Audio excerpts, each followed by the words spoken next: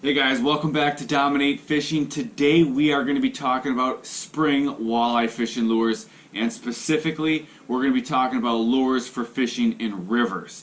Now, the spring is a great time to get out walleye fishing. Everybody's excited to get off the ice and onto the open water. The rivers are usually the first places you can get out and do that, and it's a great time because the walleyes are either preparing to make a spawning run or they are making a spawning run, so there's a lot of fish. There can be really good action and you can catch some big fish. So in this video we're going to be talking about some of the top spring walleye fishing lures. So getting right into this, there's a lot of different situations you can fish in rivers. Some rivers are deep, they have shipping channels with really deep water. You have rivers that are shallower, and then there's rivers with a lot of mixed depths.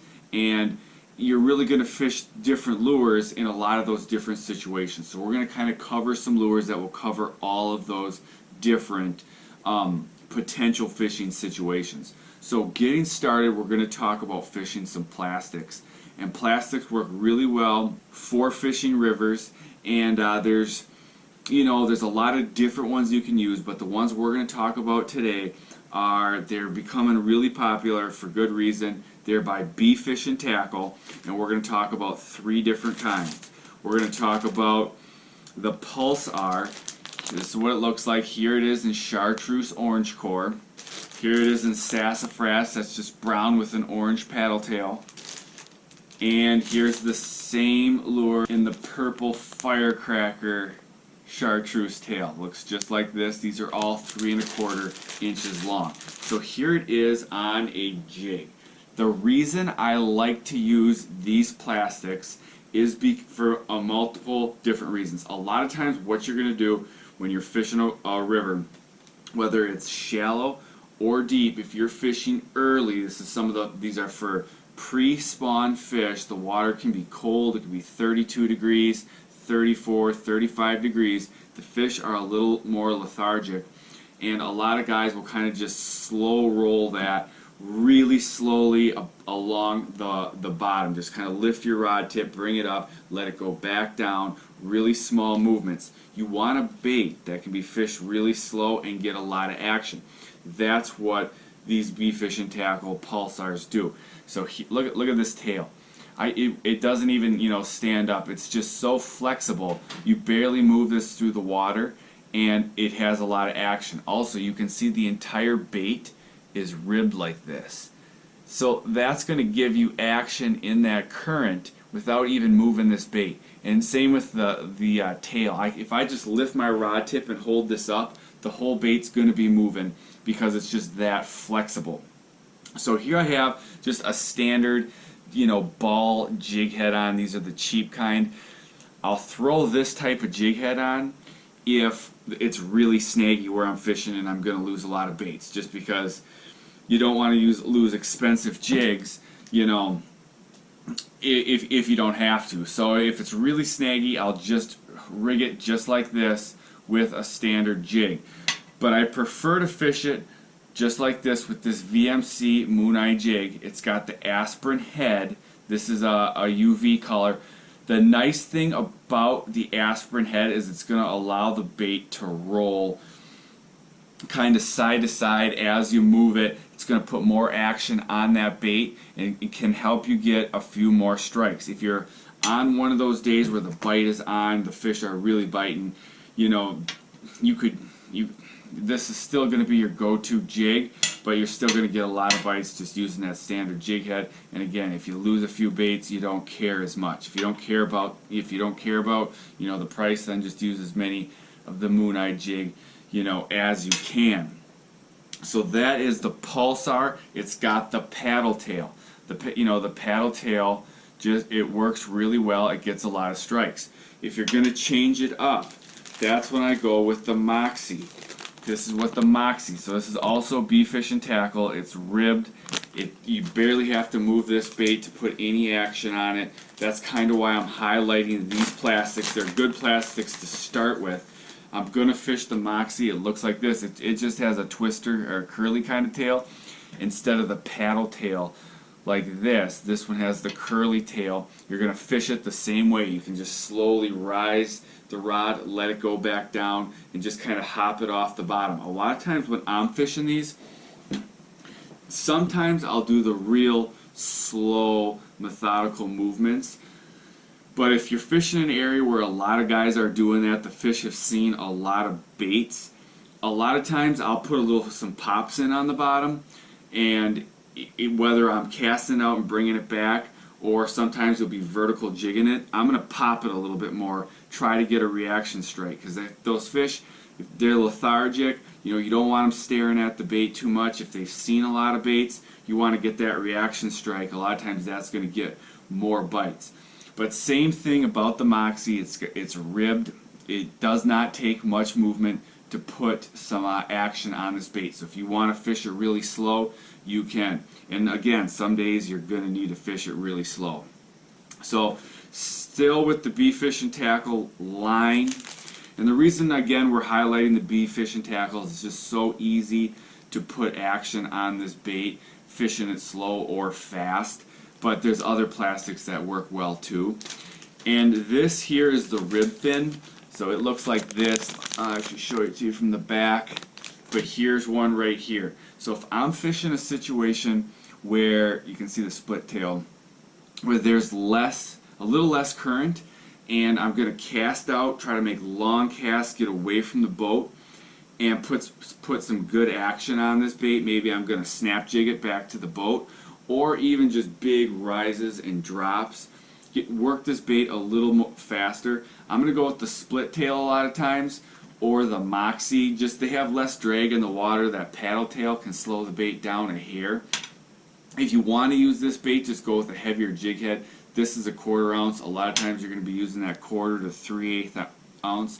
If you're fishing deeper water, if you're fishing like, if you're fishing real shallow, you can use a lighter jig, but usually when you're using plastics with some current, you need to go with that 1/4 ounce, 3/8 ounce, even sometimes a 1/2 ounce jig, just so you can get that bait down there, you can feel it, and you can put the action on that you want. So these are some of the plastics that I like to use, and you can see I have just a lot of them because they really work well. So these are the the 3 types I'm using. As far as the colors, I really like the Firecracker Chartreuse. I like this purple, and I like the Chartreuse Orange Core. Those are some of my favorites. But depending on where you're fishing, you can experiment with different colors. So another type of lure that works really well for fishing in rivers, and this is going to be if you're fishing a little bit deeper water and you're going to be fishing vertically, is blade baits. Now this is a big dude right here. This is a blade bait. It's heavily weighted in the front, so it's going to go down. You can see how thin it is. This is a 3/8 ounce. That thinness is going to help it cut through some of that current. As you bring this bait up, it's going to vibrate. You're going to drop it back down, vibrate it up. What I like to do is I'm going to vertical jig this bait. So I'm going to be fishing, if I'm fishing, if I'm fishing a river with some deep holes, I'm fishing the deep hole, I might go to this bait. Or if I'm fishing a steeper dropping edge and I'm working along the edge and it's deep, maybe 20 plus feet, that's when this bait's going to excel, and you're just going to kind of pop it up a foot and a half, let it go back down, pop it up, let it go back down, pop it up, let it go back down. When the water's really cold and you're going to be fishing this a little slower, you're going to pop it and then kind of drop it on a controlled drop, not on a slack line. You're going to pop it up, let it drop, controlled drop, and a lot of times on that drop or on the pause on the bottom, you're going to get a hit. So blade baits work well. Rapala just came out with, I believe they call it the V-Wrap. I'm really excited to try that. Acme came out with one too. I'm also excited to try that one. Those are both new blade baits. I think they're going to work really well for spring fishing. So another type, kind of in the same vein as that, is a lot of guys fish jigging wraps. They're very popular, but not a lot of people fish them in the spring. And they work really well in the spring. And so we're going to look at the Jigging Wraps right now, and the and the shiver minnow. So here's the shiver minnow, and here is the Jigging Wrap. And for the Jigging Wraps, I like a number 5 or number 7 in most cases. These are going to work well anytime you're fishing in deep water in the river, you're fishing a deep hole, you're fishing the edge of a shipping channel, and especially, you know, you're just kind of moving along slowly in the current, you're fishing vertical. You want to be vertical when you're fishing these in a river, just snapping them up and holding them. Now, if the bottom is snaggy, if it's got like mussels or some rocks, the one advantage the shiver minnow has is there's no hook in the front, and a lot of times that front hook is what gets you snagged. So some guys on their Jigging Wraps will cut that hook off, or they'll bend it down to try to avoid getting some of those snags. The shiver minnow doesn't have that. That's one advantage. But these are kind of underused in the spring, and they work really well anytime you're fishing that deep water, because they're heavy. You can get them down there, you can control it, and it's the reaction strike. These are going for reaction strikes. Those lethargic early spring walleyes, the early river walleyes, a lot of times they're not that aggressive, and it's the reaction strike that'll get the bite. They work great as the water warms up as well, but then the walleyes a lot of times will be a little more aggressive, and they'll hit a more variety of baits. So another type of lure that works really well in the spring for river fishing is hair jigs. Hair jigs work really well. So here's the 1/8 ounce. This is a VMC bucktail. Here is a 1/4 ounce VMC bucktail jig. This one's in UV. And a lot of times you're going to be fishing the heavier hair jigs in rivers. You have current, if you have any depth, you're going to go with the heavier one. But if you're fishing, a shallower river and there's not a lot of current, you might go with the 1/8 ounce, just because it doesn't drop as quick. You can keep it above the snags a little easier. Again, if it's at all deep or there's strong current, you might need to go with the 1/4 ounce or heavier. Now with these lures, you can fish them with live bait. You can put a minnow on the back, or what I'll like to do is fish it with some plastic on the back. And this is what I like to do.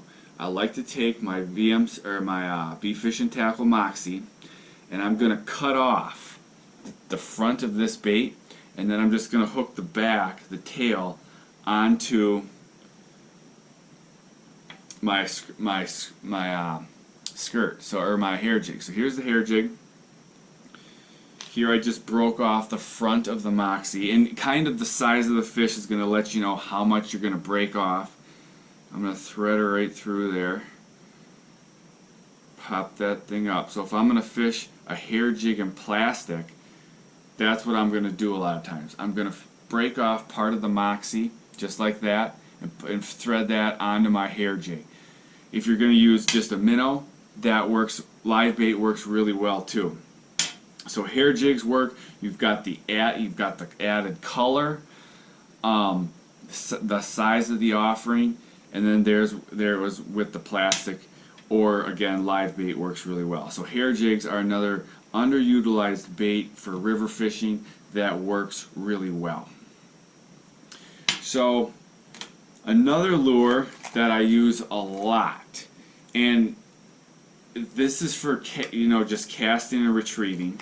What I like to do is I'll get my boat upstream of where I'm going to fish, and I'll cast a crankbait back over whatever I'm going to fish, whether it be rocks, whether it be a sandbar, but you always want to cast downstream, reel it into the current, and the original floating Rapala works really well for that.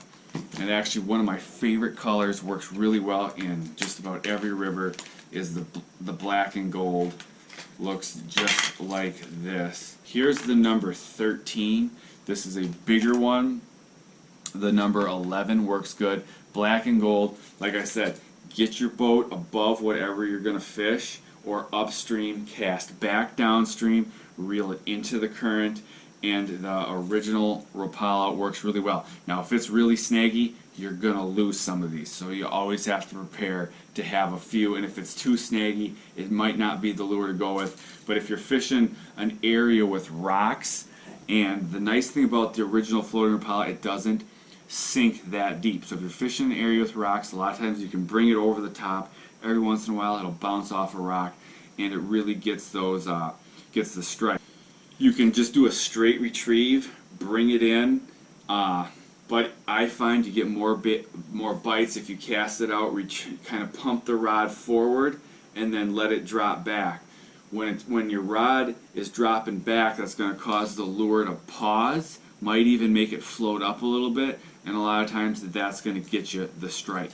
So these are some of the top performing lures, just to kind of get you started for river fish and walleyes. Again, if you have some of these lures in your tackle box, you're going to pretty much be ready for whatever situation that you're presented with in the river, and you can catch fish. There's other lures that work well, and I think we might do a deep dive into some of the different specific river fishing situations in some coming up videos. But this is just kind of an overview of some of the best lures for river fish and walleye. So I hope this video helped you, and I'll see you guys in the next video.